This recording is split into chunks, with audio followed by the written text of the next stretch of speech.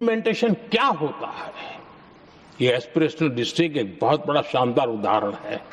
ऐसे तो सैकड़ों उदाहरण हैं, लेकिन मैं कहने के लिए इसको उल्लेख कर रहा हूं। कांग्रेस के हमारे साथियों को ये जो बदलाव आ रहा है उसमें इम्प्लीमेंटेशन नजर नहीं आ रहा है, और उनका तो एक ही वो प्लानिंग कमीशन वाला मॉडल है, जीप और खच्चर वाला मॉडल, यही वो लोग जानते हैं, उससे आगे कुछ नहीं जानते। और ये इम्प्लीमेंटेशन कैसे करते हैं, मेरा जन्म नहीं हुआ था उसके पहले सरदार वल्लभ भाई पटेल ने नर्मदा नदी पर बांध बांधने की कल्पना की।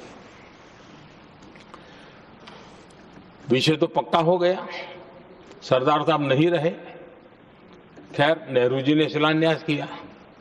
अब इम्प्लीमेंटेशन देखिए इनको, मेरा जन्म नहीं हुआ था जब इसकी कल्पना की गई थी, और प्रधानमंत्री बनने के बाद मैंने उसका उद्घाटन किया, ये हाल है।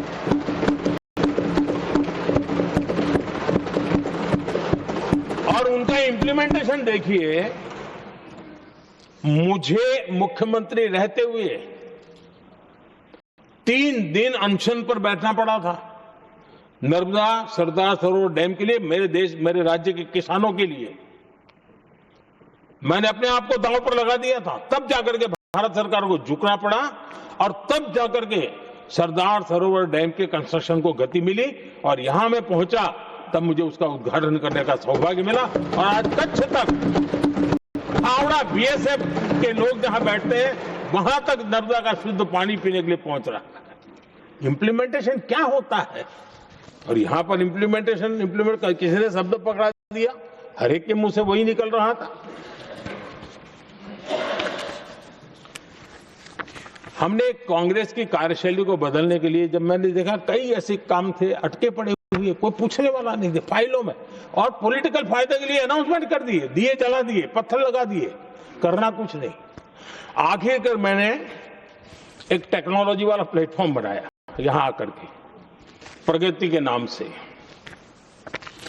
ये प्रगति प्लेटफॉर्म का मैं उदाहरण देता हूं, आप हैरान हो जाएंगे, मुझे एग्जैक्ट याद नहीं है, लेकिन शायद हिमाचल में एक ट्रेन उन्होंने पार्लियामेंट में घोषित की थी, शायद ऊना और कोई। मेरे आने तक वो कागज पर भी उसका ड्राइंग नहीं बना था, बता, और चुनाव जीतने के लिए वो घोषणा कर दी। प्रगति के अंदर मेरे सामने विषय आया, ऐसे कई विषय मेरे सामने आए, और उस प्रगति के अंदर हमने एक एक प्रोजेक्ट क्यों अटके हुए, कॉस्ट किस डिपार्टमेंट की काम में क्या मुसीबत आई है, किसने गलत तरीके से इसको आगे बढ़ाया, और बजट तो बढ़ता ही गया था। जो योजना 900 करोड़ में होनी थी वो 90,000 करोड़ तक पहुंच जाए, ये हाल करके रख दिया था इन्होंने।